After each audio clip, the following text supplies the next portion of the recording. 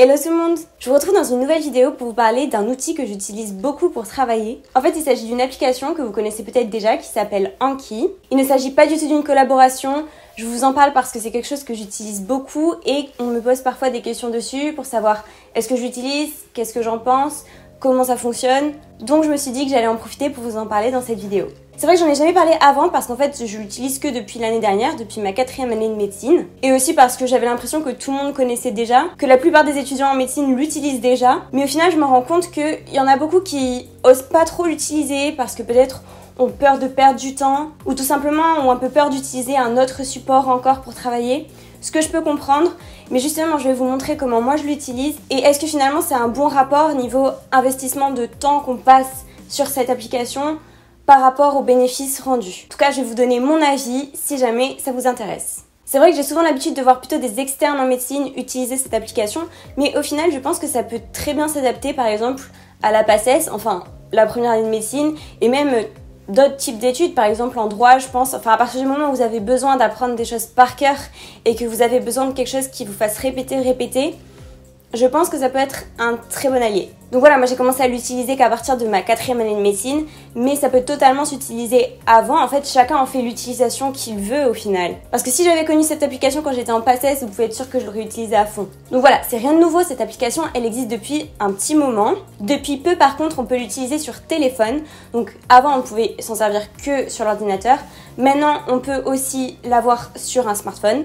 Donc ça c'est très pratique par exemple quand vous êtes dehors et que vous attendez pour un rendez-vous ou je ne sais quoi, vous avez envie de réviser juste 2 petites minutes, vous avez l'application possible aussi sur le téléphone. Donc voilà, je vais vous présenter un petit peu déjà comment ça fonctionne. En fait le principe c'est de faire des sortes de fiches, un peu comme des cartes où vous avez un recto et un verso. Et donc vous avez la question de cours que vous voulez retenir et au verso sa réponse. Je vais vous montrer tout ça en image de toute façon. Mais du coup, le principe, c'est que vous notez sur une carte votre question de cours et vous marquez la réponse associée. Vous allez créer un certain nombre comme ça de cartes que vous allez pouvoir rejouer au fur et à mesure.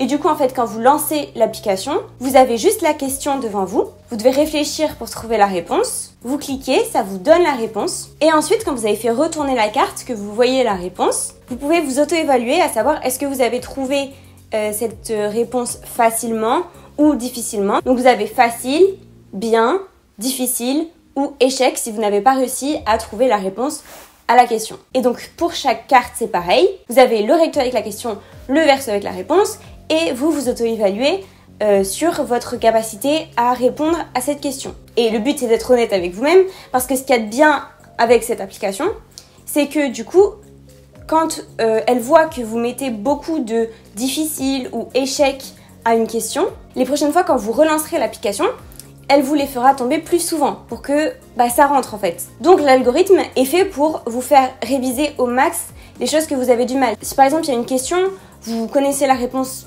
très facilement, vous n'avez pas besoin de la revoir très souvent, vous répondez facile. Si ça fait plusieurs fois que vous répondez facile à la petite auto-évaluation, la carte ressortira beaucoup moins les fois d'après dans les questions qui reviendront. Parce qu'en fait, c'est un cycle de questions et plus vous répondez facile à des questions, moins elles vous seront posées. On vous posera plutôt les questions pour lesquelles vous avez du mal pour que ça rentre bien, que vous réussissiez à bien retenir la réponse. Parce que le but, c'est du coup de vous faire apprendre par cœur les choses que vous avez tendance à avoir du mal à retenir. Bon, je suis pas ingénieure Anki, donc je vous expliquerai pas tout le fonctionnement de toute l'application, mais juste moi, c'est l'utilisation que j'en fais qui reste en somme très précaire, mais qui me convient. Donc voilà, moi c'est quelque chose que j'utilise beaucoup parce que comme vous le savez si vous avez déjà regardé mes anciennes vidéos, je suis pas très fan du par cœur. Je préfère comprendre, le revoir un maximum de fois et le retenir finalement naturellement plutôt que de me buter à l'apprendre mot pour mot bêtement par cœur. Sauf que malheureusement des fois on est un peu obligé d'apprendre bêtement par cœur et parfois j'ai juste trop du mal à retenir certaines choses par cœur. Donc utiliser cette application, avoir un truc qui te met la réponse sous le nez tout le temps, enfin après vous le faites au rythme que vous voulez, mais en tout cas plus vous utilisez l'application, plus vous verrez ce truc là et du coup ça force à apprendre par cœur la réponse et comme ça finalement ça marche. Donc moi c'est quelque chose que j'ai commencé à utiliser depuis l'année dernière, depuis que je suis arrivée à l'externat. Après comme je vous l'ai dit, on peut l'utiliser en PACES, même je pense au lycée, hein, si vous avez des dates à retenir par exemple, je pense en histoire et tout, ça peut être plutôt pas mal. Mais voilà, moi j'ai commencé à partir de l'externat tout simplement parce qu'avant je ne connaissais pas cette application et parce que je me suis rendu compte qu'il y a des choses qu'on ne peut pas juste espérer retenir comme ça en l'ayant lu 2-3 fois. Que voilà, il faut absolument le revoir et le re-revoir parce que sinon malheureusement ça s'oublie très vite. Donc c'est dans cet objectif là que j'ai commencé à utiliser ces cartes. Et aussi parce que finalement c'est une façon assez ludique de réviser. Enfin moi j'aime pas du tout apprendre par cœur. Ça me saoule, sauf que là, c'est un petit peu une sorte de jeu contre soi-même, on essaye de faire de mieux en mieux. Donc voilà, il y a ce petit paramètre qui rend les choses un peu plus amusantes, avec le fait d'apprendre par cœur. Après, à quelle fréquence l'utiliser, bah ça dépend de vous. Moi, je vais pas vous mentir, hein, je l'utilise pas non plus tous les jours. Il y a clairement des périodes où je l'ai délaissé complètement.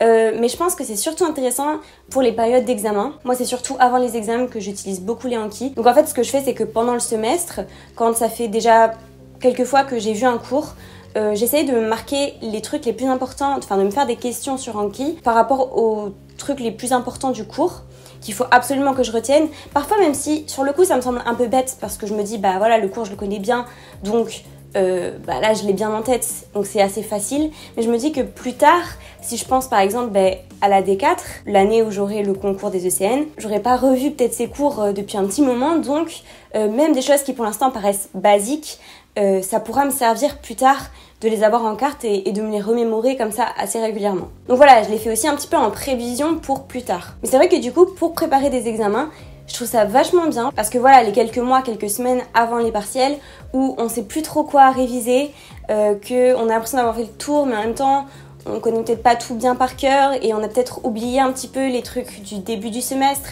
Et bah avoir ça qui permet de faire une révision et une remémoration constante, je trouve ça plutôt pas mal. J'aime bien aussi mettre en question Anki des trucs qui sont déjà tombés en annales et pour lesquels j'ai eu faux ou alors que j'ai trouvé des questions très pertinentes. J'ai pas forcément eu faux là, mais je me dis que peut-être plus tard, je m'en souviendrai plus. Donc là, je le mets en question Anki parce que je me dis que c'est possible que plus tard ça retombe. Mais comme je vous l'ai dit, pas besoin d'utiliser l'application tous les jours. Et l'algorithme là qui enregistre vos réponses, si vous avez mis difficile, facile, etc., il se garde, hein. C'est pas si vous arrêtez de l'utiliser un jour, le lendemain c'est fini, il faut tout recommencer. Non, ça reste en mémoire.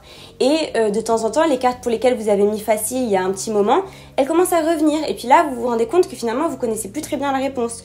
Donc vous mettez difficile. Et puis cette carte, elle va finir par revenir jusqu'à ce que vous mettiez beaucoup de facile.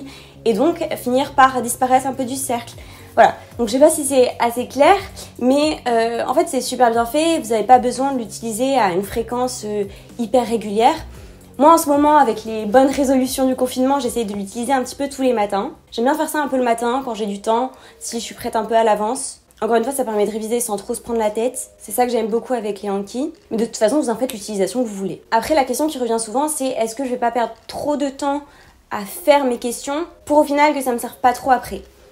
Bon, moi, ce que j'en pense, c'est que souvent, je fais mes questions après avoir vu un cours plusieurs fois, quand je le maîtrise assez bien. Donc comme ça, je ne me marque pas des questions sur tout le cours, parce que quand même, je suis censée le connaître un minimum.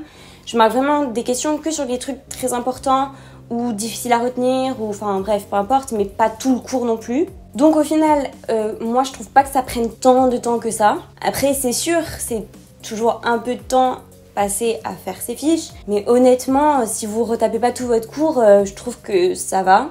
Et c'est surtout que moi, ça m'aide tellement après pour les partiels et je pense que ça me servira beaucoup en D4. Donc j'y vois que du bénéfice en fait. Pour moi, la balance penche clairement en faveur des Anki. Et je pense d'ailleurs que pour les gens qui font pas de fiches parce que je sais pas, ils ont peur de perdre du temps, passer trop de temps à faire des fiches, faire des Anki, ça prend moins de temps. Et ça peut vous permettre de réviser des notions importantes fréquemment. Donc voilà, à vous de voir ce que vous préférez. Personnellement, je fais des Anki et des fiches. Si vous voulez, je peux vous parler dans une prochaine vidéo de comment je fais mes fiches pour que ça ne me prenne pas trop de temps. Mais voilà, moi j'ai décidé de fonctionner comme ça, et avec les fiches et avec les Anki. Après, chacun fait comme il veut. Mais en tout cas, que vous ayez des fiches ou pas, je pense que ça peut vachement vous aider. Et si ce qui vous rebute, c'est le fait de perdre du temps, honnêtement, je trouve que c'est un bon retour sur investissement. Et bien sûr, j'ai oublié de le dire, hein, mais cette application est totalement gratuite. Hein. Après, il y a peut-être quelques options qui sont payantes en plus. Honnêtement, je me suis pas du tout renseignée là-dessus parce que ça m'intéresse pas. Moi, j'en profite avec cet usage-là, donc pas besoin de prendre de suppléments. Pareil, en fait, je ne sais pas s'il existe d'autres applications qui fonctionnent de la même manière. Parce que, moi, il n'y a que celle-là que j'utilise, donc je peux pas vraiment vous parler des autres si elles existent. Et de toute façon, je n'ai pas connaissance d'autres applications qui fassent ça.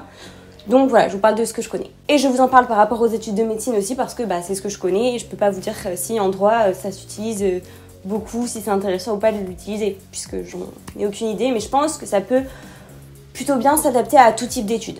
Donc voilà, je pense que j'ai fini de vous présenter en quoi consiste cette application et comment moi je l'utilise. Voilà, pour moi c'est une très bonne application. Si vous avez du mal à apprendre par cœur, si vous avez besoin d'un truc qui vous répète souvent les choses pour bien les fixer, je pense que c'est un très bon outil. En tout cas, moi je l'utilise, après vous faites ce que vous voulez. Je vous donnais simplement mon avis. N'hésitez pas d'ailleurs à me dire si vous les utilisez déjà, ce que vous en pensez. Si vous trouvez que ça vous a aidé à réviser, à bien apprendre par cœur. Et si jamais vous ne connaissiez pas, dites-moi ce que vous en avez pensé après avoir essayé. Encore une fois, j'ai rien découvert avec cette application, elle existe depuis longtemps. Beaucoup d'étudiants en médecine l'utilisent. Moi, je vous en parle parce que j'ai reçu quelques questions là-dessus et que voilà, c'est quelque chose qui, moi, pour le coup, m'aide vraiment beaucoup. Donc, je me suis dit que je pouvais partager avec ceux qui ne connaissaient pas. Donc voilà, j'espère que ça vous aura plu. N'hésitez pas à me répondre en commentaire et à me dire si, par exemple, une vidéo sur comment je fais mes fiches pour travailler, pour réviser, vous intéresse. Et si c'est le cas, j'essaierai de vous faire une vidéo sur ça la prochaine fois. Et en attendant, je vous dis à bientôt dans une prochaine vidéo. Bye!